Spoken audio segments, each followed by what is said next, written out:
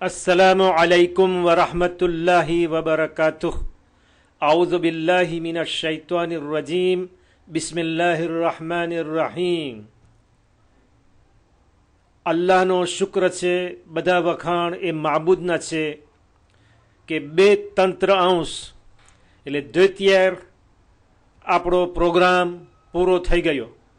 એટલે આજે આપણે 20મો રોઝો 20મા પ્રોગ્રામની અંદર દાખલ થયા. બાકીના 10 દિવસો રહ્યા. ઇન્શાઅલ્લાહ તમારી દુઆથી, તમારા સાથ અને સહાયથી ઇન્શાઅલ્લાહ એ પણ પૂરા કરી શકશું. ધારા મુજબ આજનો પ્રોગ્રામ જે 20મો પ્રોગ્રામ છે એ કાર્યક્રમ ઇમામે રઝા અલૈહિસ્સલામ ના કલામથી ઉગાડવામાં આવે છે.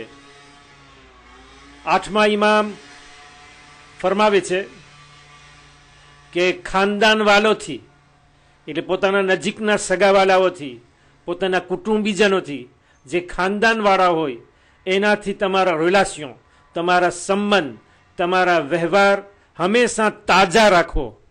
એટલે કે એને હંમેશા જીવતા રાખો.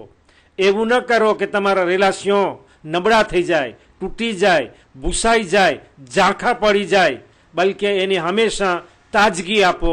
એટલે જેવી રીતે ફૂલને પાણી સિંચીને તાજા રાખવામાં આવે છે, એ જ પ્રમાણે તમારા ફેમિલિયલ રિલેશન, તમારા કુટુંબીજનો સંબંધોને તાજા રાખો. એમની મુલાકાત લેવાથી, હદિયા, ભેટ, સોગાત મોકલવાથી.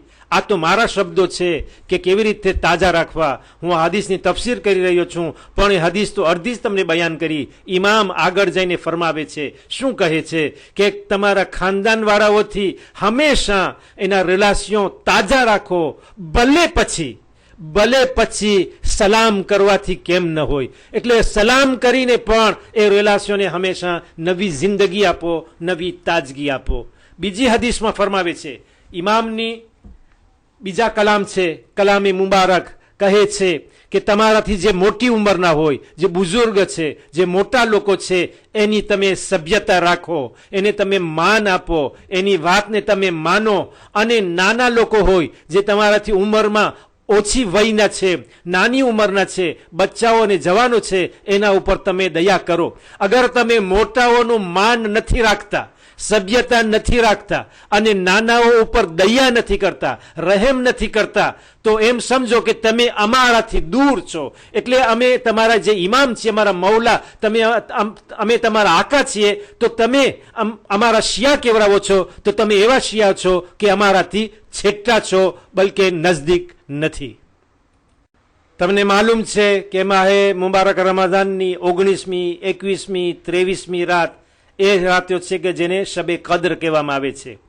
એ રાતોમાં અમાલ કરવામાં આવે છે અને કુરાનને ઉઠાવી માથા ઉપર રાખી અને માસુમીનો અલૈહિસ્સલામનો વાસ્તો આપવામાં આવે છે.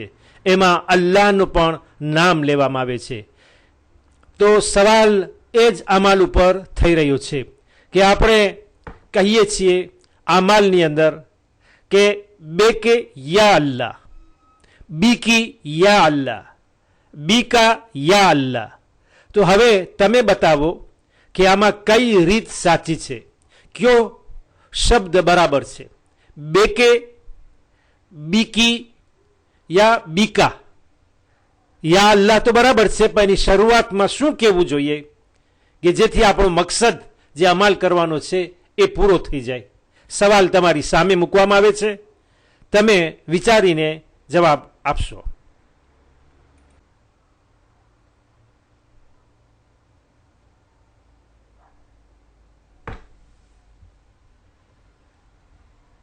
જેવી રીતે આપણે બિસ્મિલ્લાહિર રહમાનિર રહીમ પઢીએ છીએ, તો બે ઇસ્મે અલ્લાહ, એમાં શબ્દ બે આવે છે. એટલે બી અને ઇસ્મ, બે અને ઇસ્મી સાથે બી થાય છે. એટલે કે અલ્લાહના નામથી કે જે રહમાન અને રહીમ છે. તો અહીંયા પણ એ કહેવામાં આવે છે કે અલ્લાહનો વાસ્તો, અલ્લાહના નામથી. તો પડવાની સાચી રીત તમારી સામે છે કે અમાલની અંદર બીકા યા અલ્લાહ કહેવામાં આવે છે, જે ત્રીજી લાઈનમાં પ્યુતિસેમાં જોવામાં આવે છે. હવે આપણે બીજા સવાલની અંદર આવ્યા.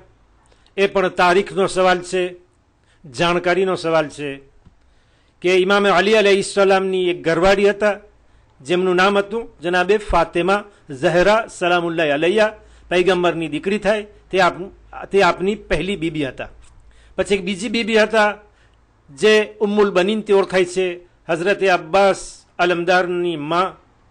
તેમનું નામ પણ ફાતેમા કલાબિયા હતું. એટલું જ નહીં, પણ ઇમામ અલી અલૈહિસ્સલામની જે માં હતા એની જન્મ આપનાર, એમનું નામ પણ ફાતિમા હતું. તો તે ફાતિમા બિનતે અસદ. તો જનાબે ફાતિમા બિનતે અસદ ક્યાં વફાત કરી ગયા છે? મક્કા યા મદીનામાં? અગર મક્કામાં હોય તો હિજરતની પહેલા છે. તો સવાલ એ છે કે હિજરી સન પહેલા 2 વર્ષ અગાઉ તે મક્કામાં વફાત કરી ગયા છે. જેવી રીતે હઝરત અબુ તાલિબ અલૈહિસ્સલામ મક્કામાં દફન થયા છે, જેવી રીતે કે જનાબે ખદીજત અલ કુબરા એ પણ મક્કાની અંદર દફન થયા છે. તો જનાબે ફાતિમા બિનતે અસદ ઇમામ અલી અલૈહિસ્સલામની માં એ મક્કામાં દફન થયા છે યા મદીનામાં? અગર જો મદીનામાં હોય તો હિજરી સન 2 કે 4માં છે. 2 જવાબ છે તમારી પાસે, યા તો હિજરી સન 2માં યા હિજરી સન 4માં. અને જો મક્કામાં વફાત કરી ગયા હોય તો હિજરી સન 2. આ 3 જવાબમાંથી કયો જવાબ સાચો છે?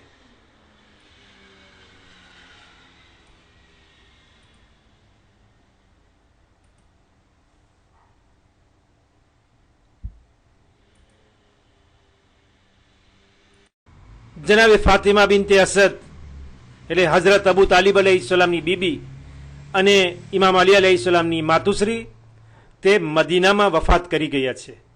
જનાબે અબુ તાલિબ મક્કાની અંદર વફાત કર્યા હતા અને તે પણ હિજરી સન 4માં, એટલે મક્કાથી મદીના આવ્યા પછી એના 4થા વર્ષે આપની વફાત થઈ હતી અને તેમની કબ્ર મુબારક જન્નતુલ બકીની અંદર છે. હવે તમારી સામે ત્રીજો સવાલ થઈ રહ્યો છે કે જ્યારે ઇમામે અલી અલૈહિસ્સલામને નમાઝની હાલતમાં મસ્જિદની અંદર જ્યારે સિજદામાંથી માથું ઉઠાવે છે અને અબ્દુલ રહેમાન ઇબ્ને મુલજીમની તલવાર લાગી, ઘા થયો અને માથામાં કપાળ ઉપર આ ઘા લાગ્યો અને માથું જખમી થઈ ગયું, ત્યારે ઇમામ અલી અલૈહિસ્સલામ એક કલામ કહે છે અને જે તમારી સામે છે, ફુસ્તુ બી રબ્બિલ કાબા. અહીંયા પણ બી શબ્દ છે. જેવી રીતે બિસ્મિલ્લાહની અંદર છે, બી કઈ અલ્લાહમાં છે, એવી રીતે આમાં પણ બી શબ્દ છે કે ફુસ્તુ બી રબ્બિલ કાબા. આ શબ્દો કયા હતા? બહુ જ મશહૂર છે. આ શબ્દો ઇતિહાસની અંદર સોનાના અક્ષરથી કોતરાઈ ગયા છે. હવે તમને સવાલ એ થઈ રહ્યો છે કે એ શબ્દોના માયના શું થાય, શું અર્થ છે, ઇમામ શું કહેવા માંગતા હતા? કે અલ્લાહ એટલે કાબાના રબની કસમ, કાબાના ધણીની કસમ, કાબાના પરવરદિગાર અને ખુદાની કસમ કે એ લોકો મને નહીં પામી શકે, એ લોકો મને નહીં લઈ શકે. અથવા તો એમ કહ્યું કે કાબાના ધણી, કાબાના રબની કસમ કે તેઓ મને પામી ગયા, એટલે લોકો મને પકડી લીધા, એ લોકોને હું મળી ગયો.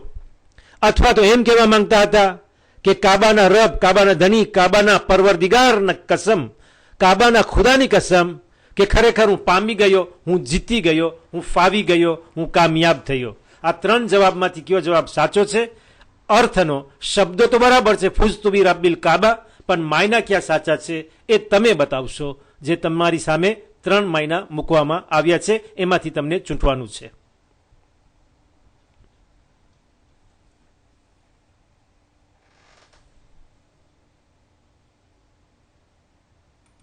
અગર તમારો જવાબ સાચો હોય તો તમને શાબાશ કહેવામાં આવે છે, તમારો આભાર માનવામાં આવે છે, અલ્લાહ તમારા ઇલ્મમાં વધારો કરે. અને અગર જો તેમાં ફેરફાર હોય તો સામે જવાબ જોઈને તમે તમારા જવાબને સુધારી લેજો. ઇમામ અલી અલૈહિસ્સલામ ને જ્યારે તલવારનો ઘા લાગ્યો તો ત્યારે એમ કહેવા માંગતા હતા કે ભલે મને તલવાર લાગી, હું જખમી થઈ ગયો, હું શહાદતના રસ્તા ઉપર આવી ગયો છું, પણ કાબાના ધણી, કાબાના રબ, કાબાના પરવરદિગાર અને ખુદાની કસમ કે હું પામી ગયો, હું જીતી ગયો, હું કામયાબ થયો. આ એનો સહી જવાબ અને સહી માયના છે. આ ચોથો સવાલ થઈ રહ્યો છે. પૈગંબર સલ્લલ્લાહુ અલૈહિ વસલ્લમની હદીસ સામે મૂકવામાં આવી છે કે ઝરબતો અલીયિન યૌમિલ ખંદક, કે ખંદકના દિવસે, એટલે ખંદકની જંગ જ્યારે થઈ રહી હતી એમાં એક એવો મોકો આવે છે કે જેમાં અલ્લાહના રસૂલ સલ્લલ્લાહુ અલૈહિ વસલ્લમ એમ ફરમાવ્યું હતું કે જંગે ખંદકમાં ઇમામ અલી અલૈહિસ્સલામની જે તલવારનો ઘા થયો, એક જ ઘા, તલવારનો એક જ ઘા જે એ જંગમાં ચાલ્યો, એ એવું કામ કર્યું છે, એ ઘા એવો કામ કર્યો છે કે એના 3 જવાબ સામે છે, એમાંથી એક જવાબ સાચો છે, 2 ખોટા છે. તો એ સાચો જવાબ આ 3માંથી તમને ગોતવાનો છે કે કયો છે. અડધી હદીસ મેં તમને બયાન કરી અરબીમાં, એનો તર્જુમો પણ આપ્યો. હવે બાકીનો જે ભાગ છે તેમાંથી એક એ છે કે એ ખંદકની જંગનો ઇમામ અલી અલૈહિસ્સલામનો ઘા સકલાઈન કહેતા જીન અને ઇન્સાન, જીનના તો ઇન્સાનો બધાય બધી દુનિયાની આ મખલુક મળી અને ઇબાદત કરે અલ્લાહની, એના કરતાં આ બધી મખલુક મળીને અલ્લાહની ઇબાદત કરે એની કરતાં પણ ફક્ત અલીનો એક ઘા તલવારનો જંગે ખંદકનો વધારે અફઝલ છે, બહેતર છે, શ્રેષ્ઠ છે. અથવા તો એમ કહ્યું હતું કે જીનના તો ઇન્સાનો મળીને લડાઈ કરે, જેહાદ કરે, એ બધી જ જેહાદોને લડાઈ કરતાં અલીનો એક જ ઘા ફક્ત એના કરતાં અફઝલ, બહેતર છે. અથવા તો એમ કહ્યું હતું કે જીનના તો ઇન્સાનો મળીને જેટલી કોશિશો કરે, જેટલી મહેનતો કરે, જેટલું કામ કરે, એ બધી તકલીફો અને કોશિશો કરતાં ઇમામ અલીનો ફક્ત એક જ તલવારનો ઘા જંગે ખંદકની અંદર એ બહેતર છે, અફઝલ છે, શ્રેષ્ઠ છે, વખાણને પાત્ર છે. આ 3માંથી કયો જવાબ સાચો છે એ તમે જોઈને અથવા તો યાદ કરીને બતાવશો.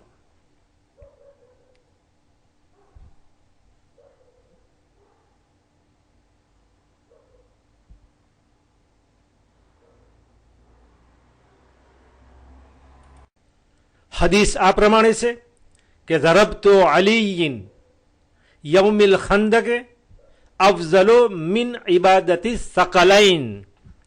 આ જે પતિતામાં જે જવાબ આપ્યો છે એ છે કે એ ખંદકના દિવસે એ જંગની અંદર ઇમામ અલી અલૈહિસ્સલામનો તલવારનો એક ઘા એ તમામ આલમીનની, જીન્ના તો ઇન્સાનો મળીને અલ્લાહની જે ઇબાદત કરે એના કરતાં તે ઘા બહેતર અને અફઝલ હતો. તે આ સવાલનો જવાબ હતો, સામે મૌજૂદ છે. અગર તમારો જવાબ તેના જેવો હોય તો ઠીક છે, નહીં તો તમે જોઈને મજલિસોને યાદ કરી શકો છો કે જ્યારે આ મિંબર ઉપરથી આ હદીસ અવારનવાર બયાન કરવામાં આવે છે.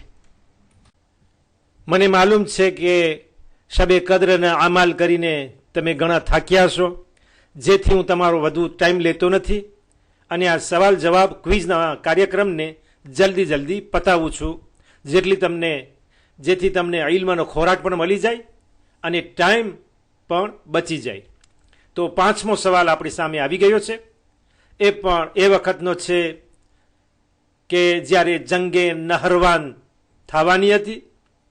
ઇમામ અલી અલૈહિસ્સલામની જાહેરી ખિલાફતનો જમાનો છે, એટલે કે હિજરી સન 40 યા એની પહેલાનો છે, જેમાં ખવારીજ લોકોએ અસહાબે રસૂલ, એ સહાબીએ રસૂલને એકને કતલ કરી નાખ્યા હતા.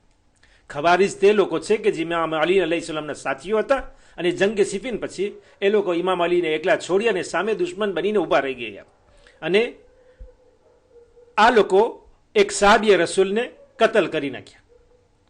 તો એ સહાબી કોણ હતા? 3 નામ તમને બતાવવામાં આવે છે. એ 3 નામમાંથી તમને એક નામ બતાવવાનું છે. બીજા 2 નામ આમ જ સવાલ માટે મૂકવામાં આવ્યા છે, તે સહી નથી.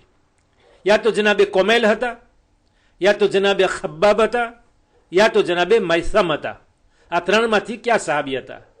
બાકી એની ઘરવાળીને ને એના પેટની અંદર જે બચ્ચું હતું એ હામેલા હતી, પેટસર હતી, તો ગર્ભાવતી હતી, તો એ બચ્ચું જે પેટમાં હતું એને પણ કતલ કરવામાં આવે છે, ઘરવાળીને પણ કત્લ કરવામાં આવે છે. એટલે બનાવ એક જ છે, પણ સાહાબીનું નામ તમને બતાવવાનું છે કે જે 3 નામ બતાવવામાં આવ્યા છે એમાંથી એક તમને ચૂંટવાનું છે કે ઇતિહાસની અંદર કયું નામ છે કે જેને ખ્વારિજ લોકોએ કત્લ કર્યા હતા.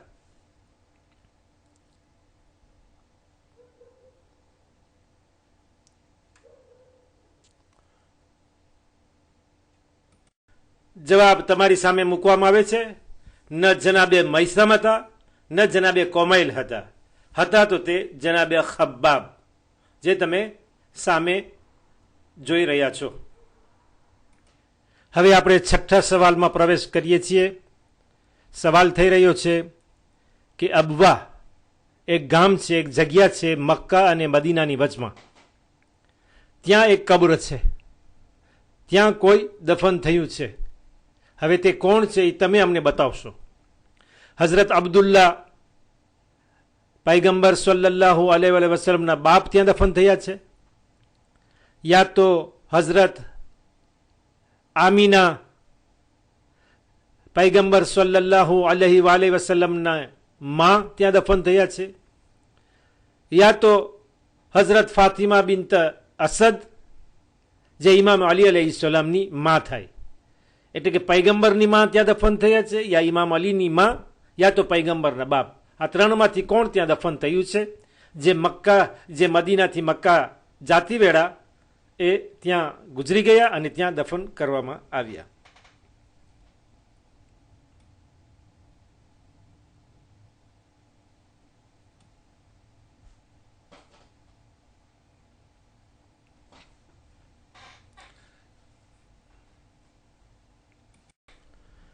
હઝરત આમીના મદીના આવ્યા હતા મક્કાથી. હઝરત રસૂલ ખુદા સલ્લલ્લાહુ અલૈહિ વસલ્લમની ઉંમર તે વખતે 6 વર્ષની હતી, એ પણ સાથે હતા. જ્યારે મદીનાથી પાછા મક્કા જતા હતા તો અબવા નામના ગામમાં આવ્યા. ત્યાં તેઓ સખ્ત બીમાર પડ્યા અને જનાબે આમીના ત્યાં વફાત કરી ગયા. તો જનાબે આમીના અબવામાં દફન થયા છે, ત્યાં તેમની કબ્ર મુબારક છે. અને પૈગંબરને જનાબે ઉમ્મે અયમન પાછા મક્કા લઈ આવ્યા. તેમના દાદા એ પરવરિશ કરી 2 વર્ષ સુધી અને પછી હઝરત અબુ તાલિબ અલૈહિસ્સલામની પરવરિશ હેઠળ રહ્યા. હવે 7મો પ્રશ્ન થઈ રહ્યો છે. અગર તમને ઇસ્લામનો ઇતિહાસ બરાબર યાદ હોય તો સામે રાખેલી હદીસ વિશે તરત જ તમને જવાબ મળી જશે. હું બોલીશ વધારે અને જવાબ તમને એ પહેલાં મળી જશે કે મારી વાતો ખતમ થાય. પૈગંબર કહે છે, ઇમામ અલી અલૈહિસ્સલામને અલ્લાહના રસૂલ સલ્લલ્લાહુ અલૈહિ વસલ્લમ ફરમાવે છે કે આય અલી, તું મારા માટે એવી રીતે છો જેવી રીતે કે જનાબે હારૂન હઝરતે મૂસા માટે હતા. એ હદીસ તો તમને યાદ હશે કે તું મારા માટે આય અલી એવી રીતે છો કે જેવી રીતે હારૂનની મંઝિલ, હારૂનની જગ્યા હઝરત મૂસાની બાજુમાં હતી. પણ આ શબ્દો પૈગંબરે ક્યારે કહ્યા હતા? આ શબ્દો અલ્લાહના રસૂલ સલ્લલ્લાહુ અલૈહિ વસલ્લમે ક્યારે ફરમાવ્યા હતા? બરાબર છે કે એક લડાઈમાં જવા પહેલા આ શબ્દો ઉચ્ચાર્યા હતા. પણ કઈ લડાઈ હતી? એ જંગે હુનૈન હતી, જંગે મુઅત્તા હતી, યા જંગે તબુક હતી. આ 3 લડાઈઓમાંથી કઈ લડાઈ હતી કે જેમાં જાતી વખતે પહેલાં રસૂલે ઇમામ અલી અલૈહિસ્સલામને આ કલામો સંભળાવી અને પછી એ જંગની અંદર સફર ઇખ્તિયાર કરી હતી. જવાબ તમારી સામે મૂકેલા છે. એ જુદા જુદા રંગમાં એટલા માટે રાખ્યા છે કે જેથી તમને દેખાય. અક્ષર નાના છે, અક્ષર બધાય મળી જાય તો તમને વાંચવાની બહુ તકલીફ ન પડે એ માટે જુદા જુદા રંગમાં રાખવામાં આવ્યા છે. બીજું કોઈ કારણ નથી. હવે જવાબ તમને જોઈને આપવાનો છે.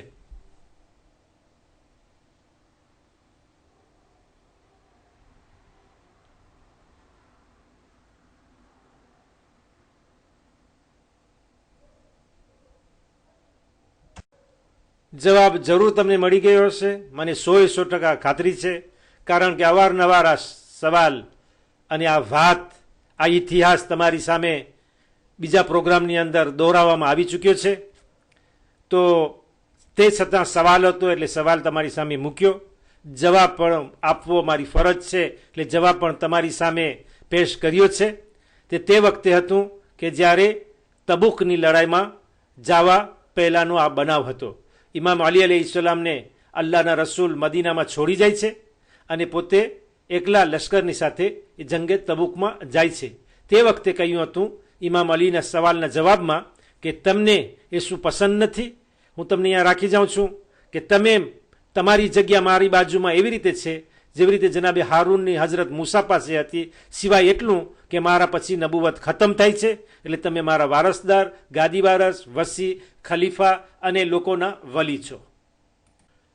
હવે આપણે 8મા સવાલમાં આવી પહોંચ્યા. એ નહજુલ બલાગાની અંદરમાંથી ખેંચવામાં આવ્યો છે. આ ઇમામ અલૈહિસ્સલામના કલામ છે. એક જવાન, એક બાળક, એક બચ્ચાની અક્કલ વિશે વાત થઈ રહ્યું છે. અહીંયા ઇલ્મની તાલીમની વાત થાય છે. મદ્રેસા માટે, માવિત્રો માટે ખાસ કરીને આ હદીસ, આ કલામ બહુ જ શ્રેષ્ઠ છે. એને કોતરીને રાખવા જોઈએ. શું કહે છે કે જ્યારે એક ઇન્સાન હજી બચ્ચું હોય છે, બાળક હોય છે, જવાન થાય છે, તો જલ્દી તમે એને તાલીમ આપો, ઇલ્મ આપો. કારણ કે તે એવી રીતે છે કે જેવું એક ઠામ છે, એક ખાલી ઠામ છે, અને એ ખાલી ઠામની અંદર જે નાખો એ ઠામ કબૂલ કરશે.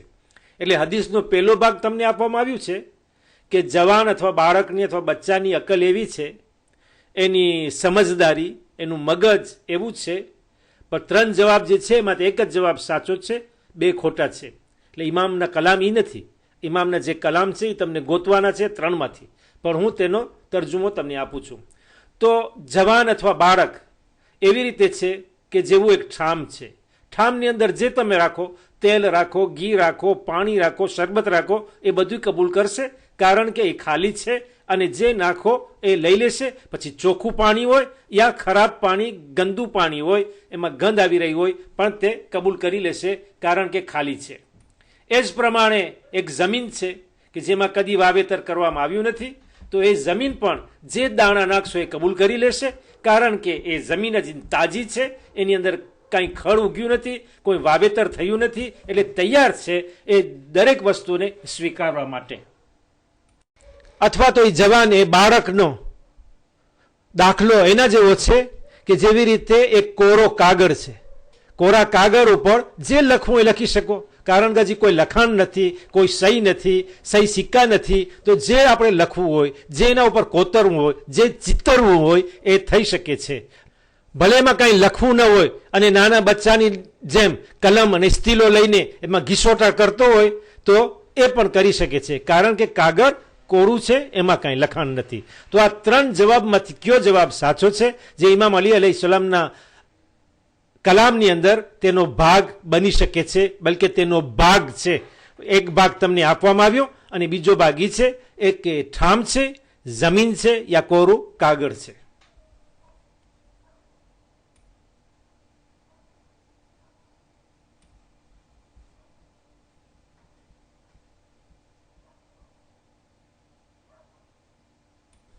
ઇમામ અલી અલૈહિસ્સલામે જવાનની અક્લ, જવાનની સમજદારીની ઉપમા એનાથી સરખાવી છે કે એક જમીન હોય કે જેની અંદર કદી વાવેતર કરવામાં આવ્યું ન હોય, એક ખાલી જમીન પડી હોય, જે દરેક દાણાને સ્વીકારવા તૈયાર છે. જે તમે એમાં નાખો, પછી ખરાબ ખડ વાવો તો ઉગી આવશે, અને કોઈ સારા દાણા રાખો તો એ તરત એમાંથી ઉગી નીકળશે, કારણ કે જમીન જ તાજી છે, તેમાં કદી વાવેતર થયું નથી, એ કોઈ પણ દાણાને સ્વીકારવા કબૂલ કરી લેશે.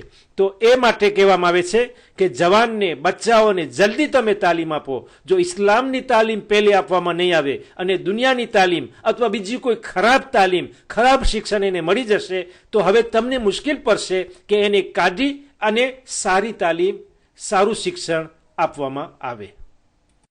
માફ કરજો તમે મારા કલામને, હું પણ એક બાપ છું અને તમે મને જે સાંભળી રહ્યા છો તમે પણ બાપ અથવા તો મા છો. તો અહીંયા ખાસ કરીને એ મા બાપને વિચાર કરવાનો છે કે જે પોતાના બચ્ચાઓને મદ્રેસામાં મોકલતા નથી અથવા મોકલવાની આરસ કરે છે અથવા એ પ્રત્યે બેપરવા રહે છે, તો એવું ન બને કે પછી એવો વખત આવે કે આપણને રોવું પડે જ્યારે બચ્ચાને આપણે ગોતીએ કે ભાઈ તાલીમ દો, તો તાલીમ દેવાવાળા હશે પણ બચ્ચો પોતે એ તાલીમ લેવા માટે તૈયાર નહીં હોય. તે વખતે આપણે કહીશું હાય અફસોસ, તે વખત તે જમાનો એ ક્યારે પાછો આવે કે હું મારા બચ્ચાઓને તાલીમ આપું. ત્યારે ફક્ત હવે દુઆ કરવાનો વખત હોય છે પણ શિક્ષણ આપવાનો વખત વટાઈ ગયો હોય છે. હવે ચાલતા ચાલતા આપણે 9મા સવાલમાં આવી પહોંચ્યા. હવે એક છેલ્લો સવાલ 10મો સવાલ બાકી રહ્યો છે. એની પહેલાનો આ સવાલ છે જે નહજુલ બલાગામાંથી લેવામાં આવ્યો છે. ઇમામુલ કલામના કલામુલ ઇમામ છે. તો તમારી સામે મૂકવામાં આવે છે, જવાબ પણ સામે છે. એમાંથી તમને ચૂંટવાનું છે કે કયો સાચો જવાબ છે, કયા ઇમામના કલામ છે કે જે શરૂઆતના કલામ જે તમને સોંપવામાં આવ્યા છે, જે બતાવવામાં આવ્યા છે, એને જોડવામાં આવે તો એ સહી કલામ બની જશે. નહીં તો બીજા 2 કલામ એ ઇમામના કલામ નથી પણ એ આપણા કલામ છે જે આપણે રાખ્યા છે સવાલનો જવાબ કરવા માટે, પણ જે હકીકતમાં સાચા નથી. એમ કહો કે તે જૂઠું છે.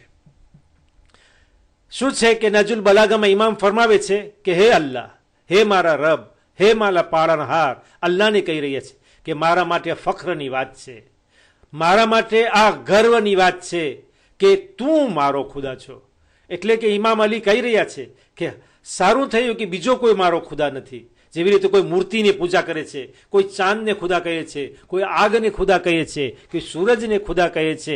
મક્કાવાસીઓ જ્યારે હજી અલ્લાહના રસૂલ ઇસ્લામ લાવીને મક્કામાં આવ્યા ન હતા તો 360 ખાને કાબા ઉપર મૂર્તિ રાખી અને એની પૂજા કરતા હતા.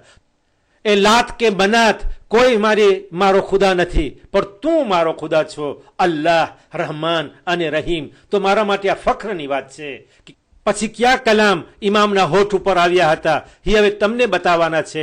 સામે 3 જવાબ રાખવામાં આવ્યા છે કે એમાંથી ઇમામ અલૈહિસ્સલામે 1 કલામ બયાન કર્યા હતા ને બાકીના 2 કલામ એ આપણા બનાવેલા છે, જુઠ્ઠા છે, એ સાચા નથી પણ જવાબ આપવા માટે, આ સવાલ કરવા માટે રાખવામાં આવ્યા છે. તો એમાંથી તમે ચૂંટી લ્યો કે કયા શબ્દો છે જે ઇમામ અલૈહિસ્સલામે પોતે પોતાના હોઠ મુબારકથી ઉચ્ચાર્યા હતા. શું એમ કહ્યું હતું કે આ પણ મારા માટે ઇજ્જત, વખાણ, માન, મર્તબાની વાત છે કે હું તારી નમાઝ અદા કરું, તારી સલાત અદા કરું, યા તો એમ કહ્યું હતું કે હું તારો કલમો પડું, બીજાનો કોઈ કલમો નથી પડતો, અથવા તો એમ કહ્યું હતું કે હું તારો બંદો છું, તારી ઇતાઅત કરું છું, તારો ગુલામ છું. આ 3 વાતમાંથી કઈ વાત સાચી છે કે જે ઇમામ અલૈહિસ્સલામ બોલ્યા હતા? હવે તમે 3 જવાબ જોઈ અને વિચાર કરી, યા તો નહજુલ બલાગામાં જે પેજ તમને ખબર છે કે છેલ્લા ભાગની અંદરમાં છે એ તપાસી અને તમે જવાબ આપશો.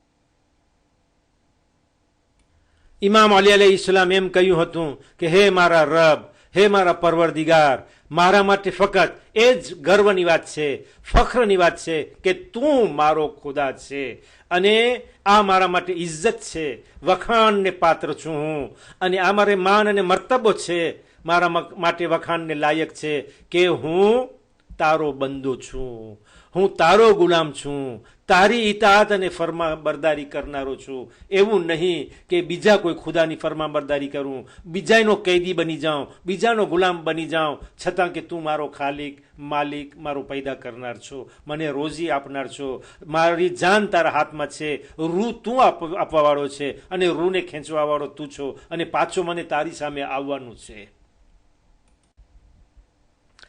La voix de l'éloquence, page 709 અને કલામ છે ન્યુમેરો 55. તેની અંદર તમને આ હદીસ મળી આવશે અને જવાબ પણ તમને સામે મૂકવામાં આવ્યો છે જે ગુલાબી રંગની અંદર રંગીને તમારી સામે પેશ કર્યો છે.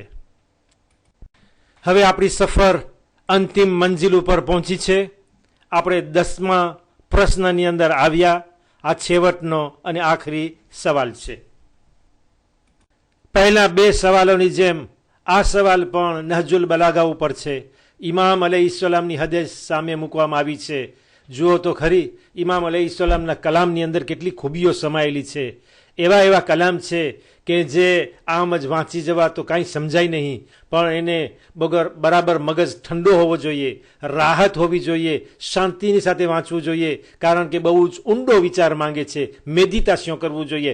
એટલે એમાં મનનની જરૂર છે, ઊંડા વિચારની જરૂર છે કે કેટલી એમાં ખૂબીઓ સમાયેલી છે.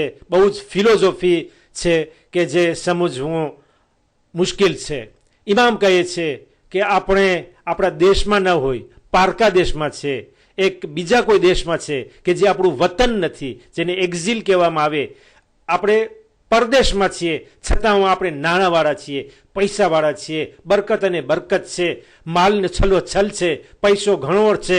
તો આ જગ્યા એવી રીતે છે, ભલે પરદેશ છે, આપણો દેશ નથી, પણ ત્યાં આપણા પાસે માલ છે, પૈસો છે, બરકત છે, તો તે પરદેશ આપણા દેશ સમાન છે. એને દેશ જેવો ગણવો જોઈએ, કારણ કે એને તમારા ખિસ્સા ભરી દીધા, તમારો માલ તમને ભરી દીધો, તમને રાહતની જિંદગી આપી. તો ઇમામ કહે છે. પછી એના પછી શું કહ્યું હતું એ હવે જોવાનું છે. એ સવાલ તમને મૂકવામાં આવ્યો છે, હવે તમે એનો જવાબ આપજો. એના પછી શું કહ્યું હતું? 3 લખાણ તમારી સામે છે. એક લખાણ સાચો છે, જે હદીસનો બીજો ભાગ છે, બાકીના 2 ખોટા છે, જે ઇમામના કલામ નથી, એ બનાવટી છે. એ જવાબ આપવા માટે સામે રાખવામાં આવ્યા છે, જે તમને અગાઉથી કહી આપું છું. પછી શું કહ્યું હતું? શું એમ કહ્યું હતું કે જે ગરીબી દેશની અંદરમાં હોય, આપણું વતન છે, ત્યાં આપણો જન્મ ત્યાં થયો છે, આપણે ત્યાંના વતની છીએ, આપણું દેશ છે, પણ છતાં આપણે ગરીબી છે, આપણે દુઃખી છીએ, આપણા પાસે કાંઈ નથી, આપણા હાથ ખાલી છે.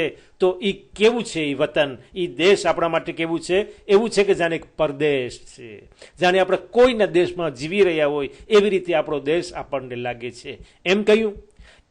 યા તો પછી એમ ફરમાવ્યું કે ભલે આપણા દેશમાં હોય, પણ અહીંયા ગરીબી, અહીંયા ફકીરી એ વધારે સારી છે. પારકા દેશમાં, પરદેશની અંદર પૈસો હોય, વहाँ આપણી હાલત સારી હોય, એના કરતાં આપણો દેશ સારો કે ભલે એમાં ખરાબ હાલત હોય, આપણે દુઃખી મરતા હોય, ગરીબી હોય, ફકીરી હાલત હોય, પણ વાંધો નહીં, એ શ્રેષ્ઠ અને બહેતર અને અફઝલ છે. એમ કહ્યું હતું. યા તો ત્રીજો એક જવાબ છે, કદાચ એના કલામ હોય, મને ધ્યાન નથી, હવે તમે એને જોઈને સમજીને યા તો નહજુલ બલાગાની અંદર તપાસીને તમે અમને કહો કે કયો જવાબ સાચો છે. અથવા તો પરદેશની અંદર જે ગરીબી હોય, પરદેશની અંદર જે ફકીરી હોય, એક તો દેશ આપણો નથી, પારકો છે, અહીંયા પણ આપણે ગરીબ, દુઃખી ને મરવા જેવા પડ્યા છીએ, તો એક જહન્નમ જેવી હાલત છે અહીંયા.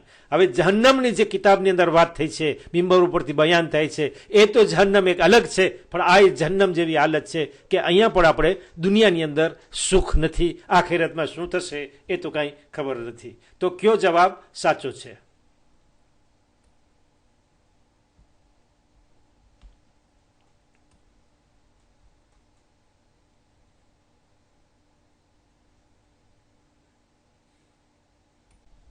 મને ખાતરી છે કે સામે જવાબ જોઈને તમે સમજી ગયા હશો અને જવાબ તમને જરૂર મળી ગયો હશે, કારણ કે હંમેશા એક સવાલ નહજુલ બલાગા ઉપર થાય છે. અત્યારે પણ 2 સવાલ થઈ ચૂક્યા, આ ત્રીજો પ્રશ્ન છે. તો તમે નહજુલ બલાગા લઈને જ બેઠા હશો અને વારંવાર જ્યારે નહજુલ બલાગાનું નામ સાંભળતા હશો અથવા સામે જોતા હશો તો તરત ઉગાડતા હશો, કારણ કે તમને પેજ પણ ખબર છે કે આ હદીસ ક્યાં મળશે. અગર ન મળી હોય હદીસ તો હું તમને બતાવું છું જે સામે એનો જવાબ છે કે જે પૈસો, જે નાણો, જે બરકત, જે સારી હાલત આપણી પરદેશની અંદરમાં હોય, જે આપણો દેશ ન હોય, પારકા દેશમાં હોય, તો એ આપણા દેશ સમાન છે, આપણું વતન સમાન છે. અને આપણી ગરીબી જે આપણા વતનમાં હોય, ભલે આપણું દેશ છે, આપણું વતન છે, આપણી જન્મભૂમિ છે, પણ ત્યાંની ગરીબી અને ફકીરી એક પરદેશ જેવી છે. જાણે કે આપણે દેશમાં જીવી નથી રહ્યા. એ દેશને શું કરીએ કે જ્યાં આપણે જીવતા હોય છતાં ગરીબી હાલતમાં હોય, ફકીરીની હાલતમાં હોય, મરવા પડ્યા હોય, તો શું વતનનું નામ, શું વતન ખાઈ શકાય છે? શું દેશને ખાઈ શકાય છે? કંઈ નહીં. એમાં પૈસાની જરૂર છે, માલની જરૂર છે, ખોરાકની જરૂર છે. તો આપણું પોતાનું દેશ પણ એક પરદેશ જેવું લાગે છે, કારણ કે બીજાઓ ત્યાં કમાઈને નાણાંવાળા થઈ ગયા, જે પોતાને આ દેશને દેશ સમજતા નથી, અને આપણે પોતે આપણા દેશમાં ગરીબ જેવા છે. તો કેવી હાલત છે. બસ હવે તમારો ઉપકાર, તમારો આભાર માનવા માટે મારો ટાઈમ બાકી રહ્યો છે કે તમે ખરેખર અમારા વફાદાર સાંભળવાવાળા છો. ભલે અમે તમારાથી દૂર છીએ પણ દિલથી નજદીક છીએ. અમે તમને જોઈ રહ્યા છીએ દિલથી કે તમે ખુશ છો, તમે પ્રસન્ન છો, તમે આનંદમાં છો. તમારો આનંદ એ અમારા નજાતનું કારણ છે.